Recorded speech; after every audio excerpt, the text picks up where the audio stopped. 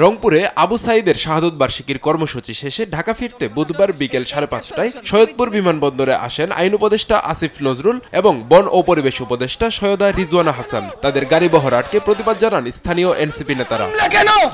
এ সময় বন ও পরিবেশ উপদেষ্টা সৈয়দা রিজওয়ানা হাসান বলেন, গোপালগঞ্জে হামলার ঘটনায় প্রশাসনের গাফিলতি থাকলে তাদেরও আইনের আওতায় আনা হবে। প্রশাসনের যদি কোনো গাফিলতি থাকে তাহলে প্রশাসনের বিরুদ্ধে ব্যবস্থা নেওয়া হবে। যদি আমরা দেখি প্রশাসন ভুল তথ্য দিয়েছিল, যদি আমরা দেখি যে আমি আস্তে আস্তে পড়লাম যে প্রশাসন নাকি বলেছিল সব ঠিক আছে, কোনো অসুবিধা হবে না, যদি তাদের ইন্টেলিজেন্সের ঘাটতি থাকে কেন ছিল সেই ঘাটতি এটা জানতে হবে। আইন উপদেষ্টা আসিফ নজরুল বলেন, বর্তমানের পুলিশ সদস্যরা আওয়ামী সরকারের নিয়োগকৃত, এজন্যই তারা পুরোপুরি সহযোগিতা করছে না। আওয়ামী লীগ 15 বছর যাবত নিজের দলীয় লোক নিয়োগ দিয়ে ধীরে ধীরে এই পুলিশটাকে গড়ে তুলেছে। সেই পুলিশ আমাকে 100% সাপোর্ট প্রথম দিন থেকে দিতে পারবে বলেন? আমরা একটা ধ্বংস, পুরা রাষ্ট্রকে শেখ হাসিনার ফ্যাসিস্ট রেজিম একটা ধ্বংস স্তূপে পরিণত করে গেছে। বিচারের আশ্বাস পেয়ে নেতাকর্মীরা সরে গেলে উপদেষ্টারা বিমানবন্দরে প্রবেশ করেন। আব্দুল আল মারুফ, নিউজ ডেস্ক, দেশ টিভি।